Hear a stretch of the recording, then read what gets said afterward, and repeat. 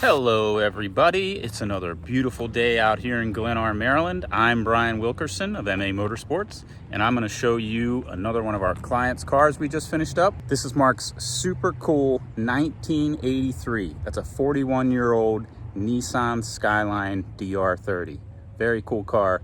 I'm going to show you around everything we did to it and some of the stuff that was already done to it when he got it. DR30 Skyline has really cool styling, very 80s, as you can see.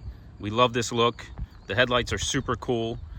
You can kind of see where the R32 got its headlight from. Very cool. This car is equipped with a front lip spoiler and not much else really as far as aero goes. It's got a wing, some wheels, and that's it. It does have the quintessential 4-valve dual overhead cam RS turbo. That still applies even though we put a different engine in it. So I'll show you that in a minute, but let's just take a step back and appreciate this car. For being 41 years old, it is pretty clean. As far as I can tell, it's had minimal work done to it over the years. I'm not a body guy though, but overall this thing's really clean, really good looking car. Even in the early 80s, they had the classic Skyline dual round taillights. So Mark purchased this car already pretty modified. It actually came with an FJ20 DET engine in it. So it's like an older Nissan pre-SR20 dual overhead cam engine, 2-liter, and it had a big single turbo on it and a bunch of cool old upgrades, actually, like a bunch of really beautiful like titanium piping that somebody in Japan made, and a lot of like cool old electronics. It actually had an old Motec M4 and HKS EVC boost controller, a bunch of cool stuff. Has some DEFI gauges in it. Overall, just a really cool car with a bunch of like, you know, rare old JDM parts on it. So yeah, the car originally came to us to just get it running properly. It was running pretty poorly when Mark got it, or at some point, and we decided to upgrade to a more modern ECU, a Link ECU, of course, in this case, and do some other odds and ends to it, new fuel pump, new fuel stuff, you know, the typical stuff you would do to an old car. Just try and bring it up to date a little bit, make sure it has like modern systems and components in it. Sadly, that FJ20 ended up having some internal issues. The sleeve had a hole in it, so it was leaking water into the cylinder. Apparently very thin sleeves, at least on this engine that we think was pretty heavily modified. Dun, dun, dun, dun. Honda K-Series. Not sure if you've seen enough of these things yet, but it was decided that we were going to do another 4-cylinder in it. Didn't want to go RB20. And speaking with Mark, it was between an SR20 or a K-Series. And SRs aren't cheap anymore and harder to get a donor engine, stuff like that. And he wanted something a little different, you know? So he opted for the K-Series.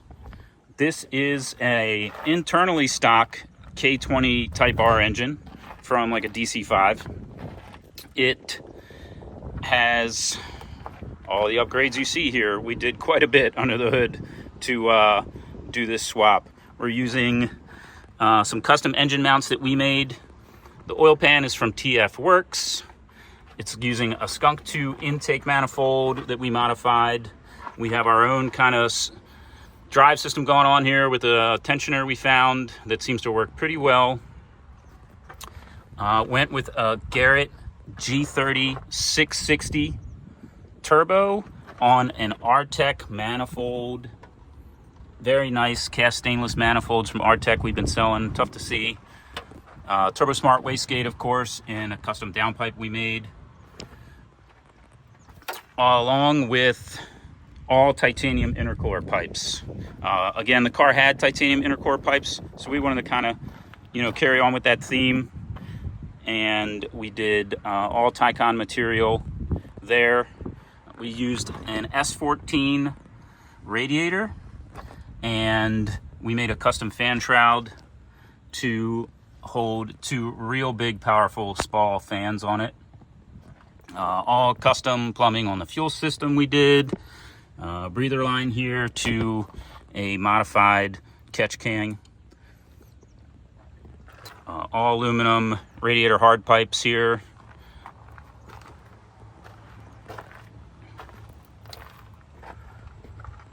We made this little heat shield here for the brake master cylinder because it sat really close. Injector dynamics injectors, skunk tube fuel rail to go with the intake manifold. So overall, internally stock, externally very far from stock. This car is a riot, let me tell you. It has a Link ECU using their CAN Lambda and all of their sensors on this thing. Very cool car. Very happy with how it turned out. It's really comical how far back this engine sits in this huge engine bay. You have all this space up front. Very easy to work on. Very cool. So again, Link ECU. Sadly, we don't have the original kick panel for this, but he's looking for one. But we still mount it up. It's a Monsoon X. Very, very basic ECU, but it does everything this little four-cylinder needs. Works very well. Inside, this thing's feeling pretty vintage. Crank window, at least on one side. And cool, old, extremely used Nardi steering wheel. Has probably been in here a while. Some old bridge seats. Very nice. Very cool. Very retro in here. Look at this. Amazing. You feel that clunk? You don't get that anymore in the new cars. No, sir.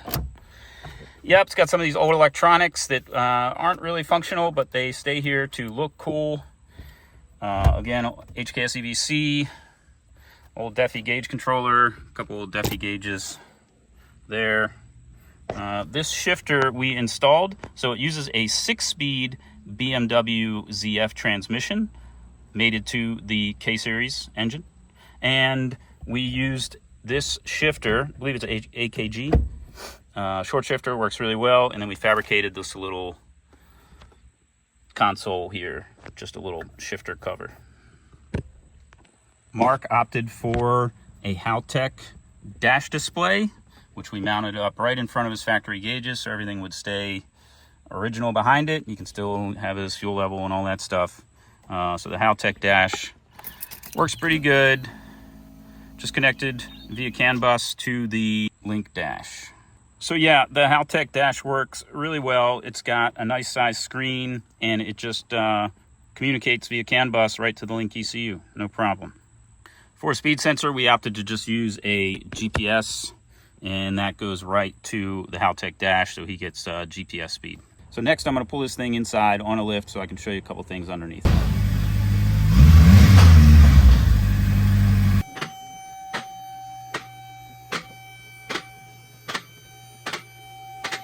So as I was saying, a lot of cool old JDM parts. The intercooler that was already on it is this big old Blitz GTR intercooler. Underneath here, you can see the bottom of the Koyo radiator with the crossover tube we made. The big sump of the TF Works pan. That's a pretty good shot of that Artec manifold as well. Getting some good color to it. Coolant hard pipes. Underneath here is a good look at more coolant hard pipe work and the engine mounts we made. Again, it uses a 6-speed gearbox out of like a 330, late model, like E46 330. Custom trans mount, custom drive shaft. And of course we made the downpipe and wastegate dump tube. And we made a whole downpipe and 3-inch stainless mid pipe here.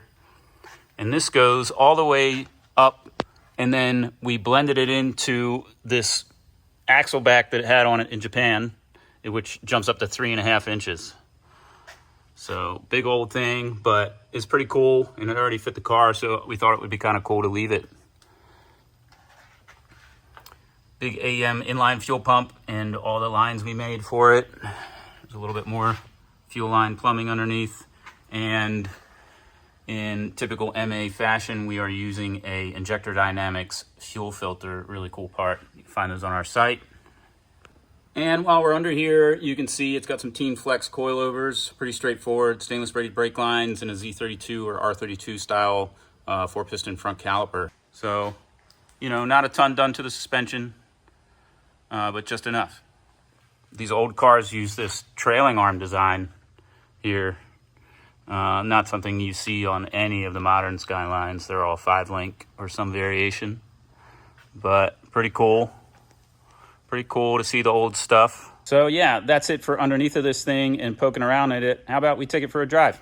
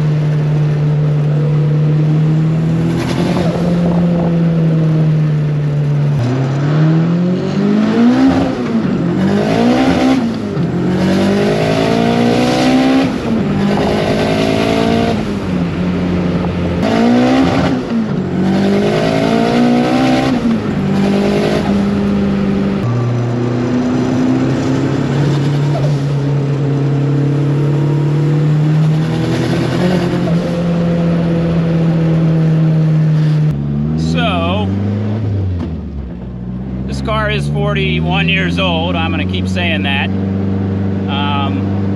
So it's a little rattly, just a little bit. In a Honda K-Series, there's a little buzzy of an engine maybe. And with some hard durometer urethane engine and transmission mounts, this thing, it's a little buzzy, but it feels really good. This car is a lot of fun. It has no power steering, no air conditioning. It's got manual steering rack, but no air conditioning, no radio even. It's just like a cool, old, pure driving experience with some modern technology under the hood. It's pretty awesome, actually. I like driving this car a lot. It's pretty demanding. It makes a fair amount of horsepower for being a light little car, and it doesn't have power steering, so you got to be careful in the corners. It starts to step out, you got to be ready. But man, it's a good time. And Mark's already been driving this thing around. He's already got some miles on it. And this is like the 3rd time I've driven it. I like it. I like it. Highly recommend. Cool old Japanese muscle car. We'll call it a muscle car. Yeah.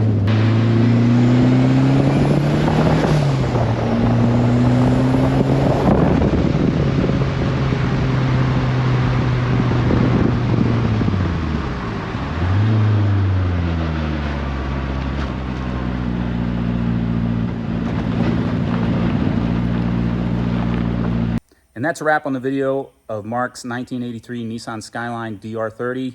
I hope you enjoyed this video. I know I enjoyed filming it and getting to drive it. And so if you guys are interested in any sort of custom work, engine swaps, you let us know. We do a lot of K-swaps nowadays, and we do a whole lot of Nissan Skyline work in general.